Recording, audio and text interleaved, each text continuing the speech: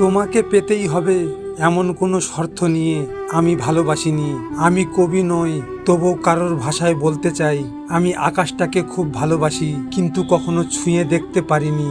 আর তুমি ঠিক সেই আকাশের মতো, বারবার দেখেছি, বহুবার চেয়েছি, তবুও ধরে রাখতে পারিনি। ভালোবাসা ছিল কিন্তু পাওয়া ছিল না। তুই আমাকে মিথ্যা অপবাদ দিয়ে আমার থেকে দূরে সরে গেলি, তবে তোকে একটা কথা বলবো, যেখানেই থাকিস যেন ভালো থাকিস।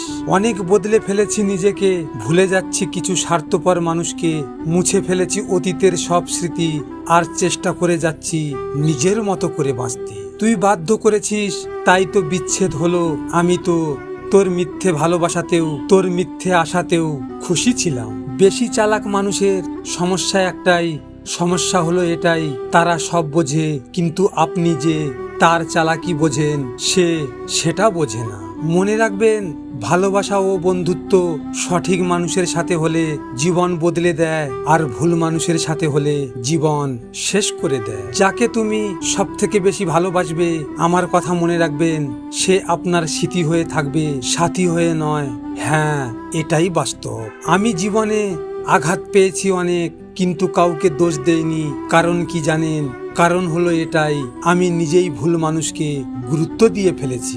প্রতিটা মানুষই একটা ভরসা পাওয়ার মতো মানুষকে খোঁজে, যেখানে শরীরের থেকে মনের দাম অনেক বেশি। যে খারাপ ব্যবহার তুমি আজ কারো সাথে করছো, মনে রাখবে 5 বছর পরে হলেও ঘুরে ফিরবে, সেটা তোমার কাছে ফিরে আসবেই।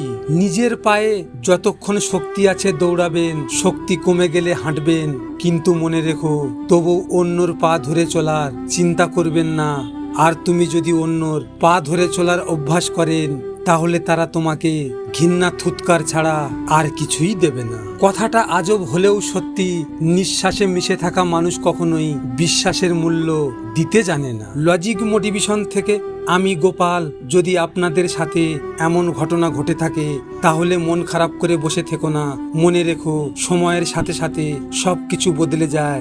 ভিডিওটি শেয়ার করো তোমার প্রিয় মানুষের সাথে, অথবা যে তোমার ভালোবাসাকে অবহেলা করেছে তার সাথে। হয়তো তুমি এই কথাগুলো তার সামনে বলতে পারবে না, তাই এই ভিডিওটির মাধ্যমে তুমি তোমার মনের কথাগুলো তাকে জানিয়ে দাও। সব শেষে তোমরা ভালো থেকো, নিজের খেয়াল রেখো। ধন্যবাদ।